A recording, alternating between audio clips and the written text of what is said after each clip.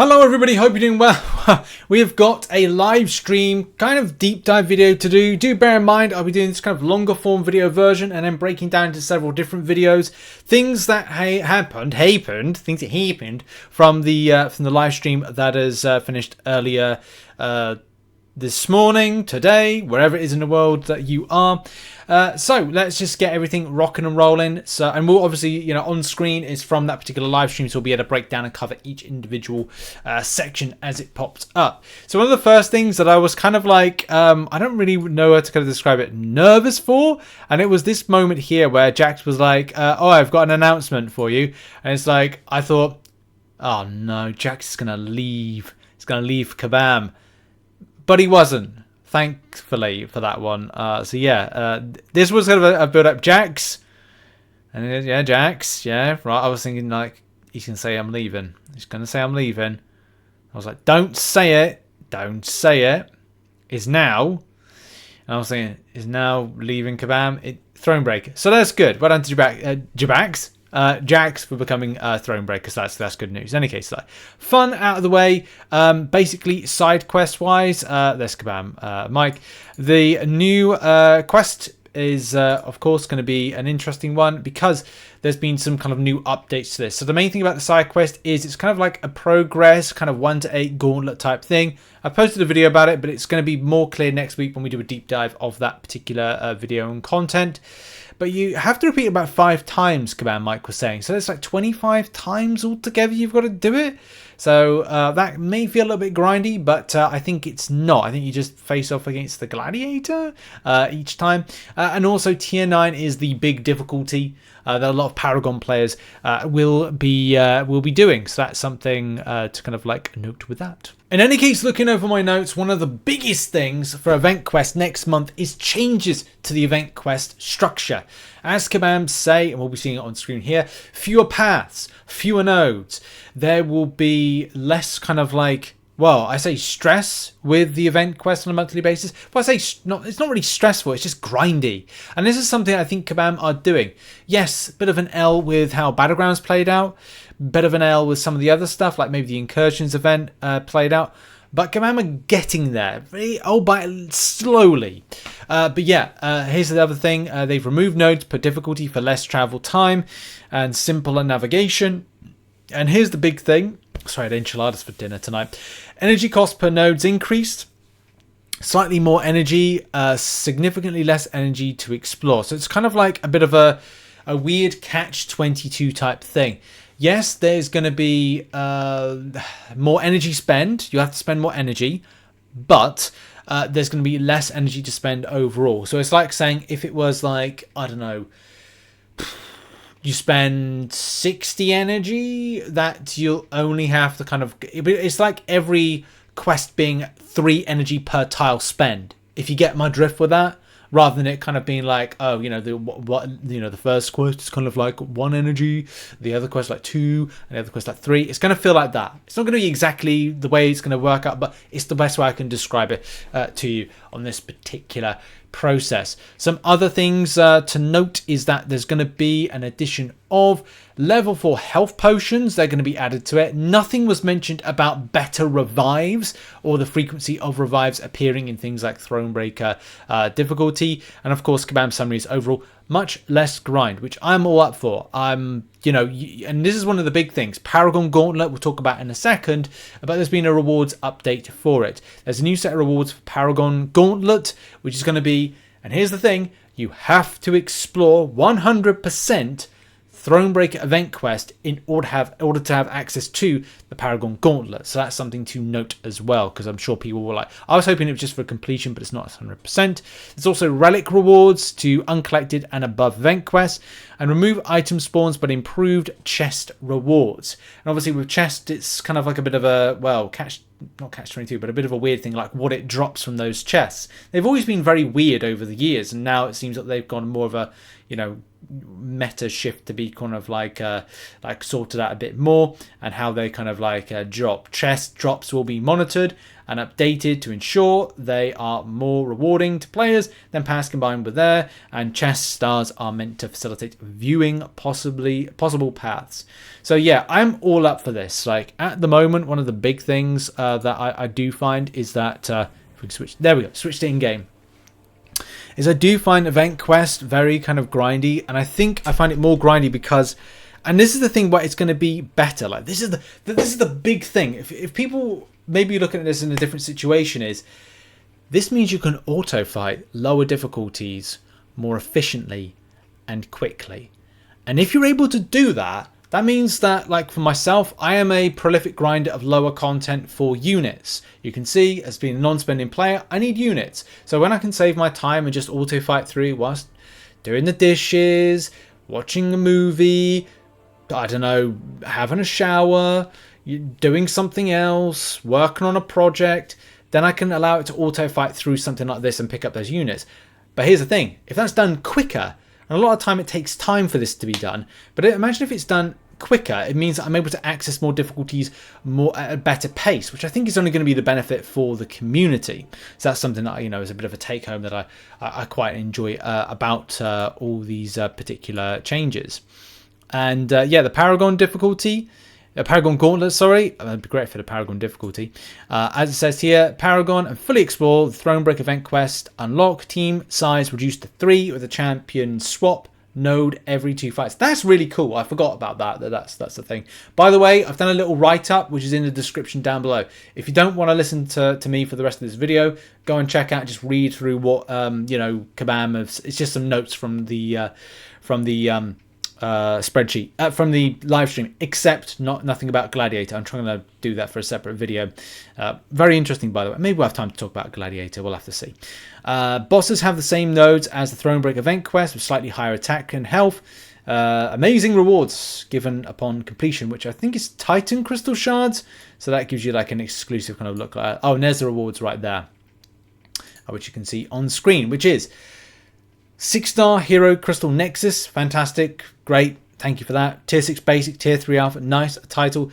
Tier 6 Class Catalyst Fragment Crystal, a fully Tier 6 CC is massive devaluation, by the way, on the community. Great, or on the contest, sorry, great to see, by the way. Tier 1 Celestial Alloy for the Relic fans, 6-star Relic Shards for the Relic fans, and 7-star Hero Crystal Shards because they're the current meta, and 2 mil gold. Great, fantastic. Well done to Kabam for adding in that. And I think that's good. As long as, and I'm sure what will happen is there'll be hardcore gamers that will, or kind of MCC gamers, that will play it and go, it's too easy, I can imagine.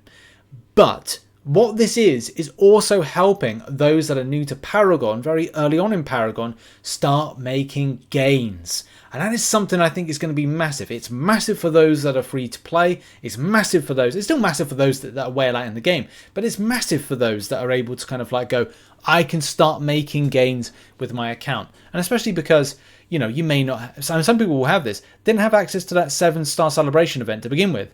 So this at least helps them out on that start to try and do things like the Shooting Star quest and other things like that, and, you know, help out their progression. In any case, I digress, and moving on with that one. Fantastic, good to see. And we've got to move on to Strikers, which you can see on screen. So this is the new Strikers kind of animation modeling that's come in. It does fit better with the cadence of things, because when a Striker is launched, which you can see right there, it doesn't really fit with what the Relic is. The Relic, when you kind of click onto it, or the Battle Cast, when you click onto it, it's kind of this like blue type thing. So it kind of makes more sense that, you know, it pops out as a kind of copy version, like the life model decoy in kind of Nick Fury, to kind of give a kind of a like for like comparison. So that's always good to see right there. We've also got to move on and talk about Ascension. Now, one of the big things when it comes to Ascension, which we would like total right back here, is that you're going to get some free dust to begin with. So you need some of your special dust. You're going to be able to choose 5 stars right off the bat. Kabam giving, I think, 4s and 5 stars for free. Definitely 4 stars. Not sure actually about the 5 stars. Could have got that wrong. So look out for that. There's going to be an instructional video by Karate Mike, which is going to be very helpful for players. And of course, choosing the right champion is going to be very important as well, who you decide to ascend. Because look, I mean, right off the bat, is there a 6-star version of Quake? No. Does it make more sense to use your 5-star Ascension on something like, oh yeah, there's, by the way, Werewolf by Night has been confirmed because Kabam confirmed it. You know, that's the thing, I completely forgot. Here's a segment that I actually forgot I was going to mention in this particular video, is that Kabam confirmed Werewolf by Night. So yeah, you probably saw it at that moment. Let's just like pause on it whenever it comes up, any moment now. So yeah, it'll pop up left hand corner. Like it was so quick when it did pop up. There's nothing on the screen right there, but it's when it like totals through, it just popped up, and I was like, oh yeah, sugars. I'm gonna have to mention that because it's the pop up. It just happened all of a sudden as I was talking. Just trying to get. I don't want to lose the moment because it's gonna pop up and I'm gonna be like, no. Also, there we go. So Werewolf by Night. I'm going to take a print screen of that one. And so Werewolf by Night has been confirmed as champion. It's more than likely this will come in with Morbius in October time. So yeah, you might want to ascend your Werewolf by Night. You probably won't because it's going to be a new champion. But yes, Werewolf by Night is a thing. I don't think Kabam Mike did that by mistake. Sorry, Karate Mike. Too many Mikes. Karate Mike did that by mistake. I think he's probably been asked to do it just to the point of like just teasing it to the community, and as well to get up ahead of those that are leaking accounts for the game. But in any case, Ascension will kind of ramp up some more damage, some better attacks and better health and stuff like that. So we'll kind of like cover that, some of the best champions to ascend very, very soon. Look out for a video from me. Right, we're going to move on to Cap's Enlistment event. Now I am going to be switching it up now because I do want to, there's some images were very kindly put into our Alliance chat, which I'm just going to bring up right now for the Cap Enlistment event, which is that right there. Let's bring this into shot actually, just so it's kind of like a bit more kind of like in focus. So yeah, Cap's Enlistment event. Join an alliance, collect alliance gifting tickets from the login calendar and solo objectives. Gift enlistment crystals, complete solo objectives and solo alliance event milestones by participating in alliance and multiplayer modes. This is your incursions. This is other stuff. There is a forum thread which I'll put in the link to in the description, which looks a little bit like this. So yeah, go and check this out. Link in the description. And yeah, like you know that. That's the one there. So yeah, there's lots of different things. You get your gifting ticket. You obviously get to like send that to your alliance mates, and that's good. There's objectives for Alliance War, Alliance Quest, Battlegrounds, Incursions. Getting involved with that gives you artifacts, gives you loyalty. Does it give you loyalty? Did I get it wrong? No, it does give you loyalty. Yeah, good, I did get it right. And in that, there's defeat 5 opponents in Alliance War, 5,000 Titan Crystal Shards. So look, I think this is a very straightforward event. And it's very, very cool that they're doing it. There's going to be a lot more to this with a complexity, but there's going to be some very good kind of like easy things. There's a top defenders crystal that you get, and the pool for that one is going to be so many champions. Like Nick Fury, I need that 6-star badly.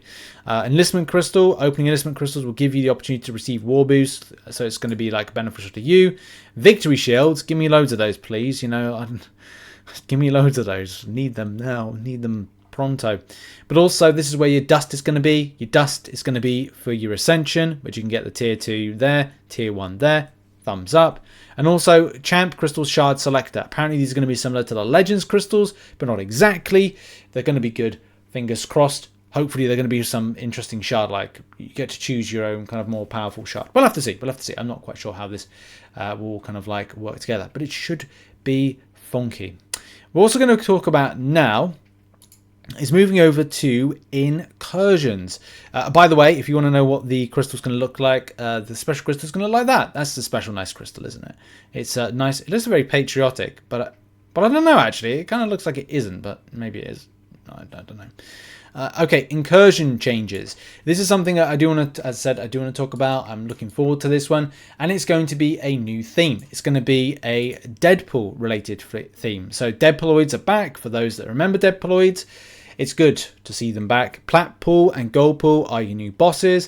So that's somewhat helpful. It's not too. Sometimes champions are very kind of tricky and annoying, but yeah, it's going to be good to kind of see those back and a kind of like just like a structure to the story arc with it, because we had Doctor Doom, we've had Ultron, so it's good that they've gone through this kind of cycle, and I hope there's going to be like a new one at the end, like, you know, next time we have to change it. But in any case, hopefully some good kind of changes. We'll have to see how it works and stuff like that. There's also a new crystal that comes with all this, which is going to be fantastic. Of course, Gold Pool is going to be, you know, an end boss is going to go up against, but we need to kind of like move this on. There's 6 sectors, which I don't know if you saw just quickly. Kabam said 6 sectors. There's going to be Sector 6 is Paragon, Sector 5 is Thronebreaker, Cavaliers 4, 3 is Uncollected, etc. I don't know if you're able to do it in the tiering system where you're able to do, you know, as a Paragon player, you could do 3 tiers. Whether or not you can do all of them, I don't know. But the question is artifacts. Artifacts are going to be such a big kind of like important element to this one, as you'll want to get more artifacts because the cost is going to be more. Incursions as well has done better cooldowns, so you will now, instead of waiting 92 hours for a 6-star, now you have to wait 20 hours. And the same amount for a 7-star, which used to be 140 hours. So that's going to be really important for players as well, just to kind of get their champion in and, you know, favourite champion, favourite team, and get, you know, working with that. So that's good. So it went down the wrong way. Anyway, 7 stars going to be defenders you face off against, but if you did last month's event quest, you'll know exactly what that's about. Something did go down the wrong way. There's also an increased artifact yield across all remaining difficulties. Depending if you can do them all, you might want to grab as many artifacts as possible. Increase the artifact cap to 500,000, which is going to be very important because the special 7-star crystal is actually going to cost you 400,000 artifacts, which is very big. 7-star shards and tier 6 class catalyst is in the top zone rewards, which is going to be very spicy for those that collect them. And there's more gold in the milestones and increased amount of various other resources. Great, fantastic. And then when it comes to the pool of the champions, Hulkbuster, Cap, Infinity War, Namor, Angela, Mojo, Ronin. I actually think this is a banging crystal. This is probably one of the best new 7-stars they're bringing in, and you know we'll look at the loyalty one in a minute. I think the loyalty one's pretty bad. But in any case, we need to come to the end point of the video because now I've got on my raw. It's going to be 18 minutes, and I wanted to make sure this was definitely under 20. From a Gladiator's perspective, we'll go over that quickly. I just do Alliance Wars. New Alliance Wars map has more of a kind of a mini, always seems to be like a mini boss type thing. So that's going to be quite cool. The way you kind of port over, which you can see on screen, is going to be totally different. It's going to be very, very helpful, very, very nice. Relics are coming to Alliance Wars. And this is going to be available in late September as Season 44. And it's going to be a 7-star loyalty crystal, which I think looks like ass. There's some good things here. Like, I'm not kind of like knocking it, but I would say, apart from Black Cat, Howard the Duck, and Storm, the rest are kind of like, look, I know a lot of people like Arcus. I know there's some people out there like Mordo. Void, in my opinion, is a champion that needs super awakening, and maybe that's the thing why Kabam wanted to put it in, but it's just not my vibe. It's going to be annoying to defender, though, but, you know, it's just not my vibe. But maybe this is what it's meant to be. Annoying defenders, great attackers, stuff like that with this particular crystal. And that's really that. Have your say on this. They haven't set a price for this, but more information comes later on in the month. When it comes to Gladiator, though, obviously they would go over Iron Man, a bit more footage, which we've seen of that. And also information on the champion deep dive that showcases Gladiator just basically building confidence. Once the champion builds confidence, he's able to do more damage. He's able to crossfight, do more burst damage. One of the key things about this champion that is pretty amazing is you're able to burst damage whilst the enemy, the defender, is throwing a special attack. An example of which will be seen on screen in a second, where Null does a special attack and you are, with so much confidence, just blasting in. And whilst you're doing that, he's literally burst damaging to death whilst being hit in the special attack. That's pretty insane. That's going to be pretty meaty, and I'm sure it's going to be pretty annoying, but very exciting as well at the same time. And that really kind of wraps it up. There's a lot of stuff to go over with it comes to the design and the abilities and stuff and the way that the character was built and made. Which, go and check out the live stream for that one. It will be on Twitch for a little while. I'll probably put the link to that in the description down below. So what I've done right there is I've blasted through everything, just hopefully under 20 minutes of like what is coming in with this event and what was in the live stream. So it's a live stream deep dive as much as possible. We'll try and break this up a bit more structurally into like larger videos with more information as well. But yeah, in any case, check out some other content located on the screen. Hope you enjoyed the video, and I'll see you in the next one. Bye bye for now.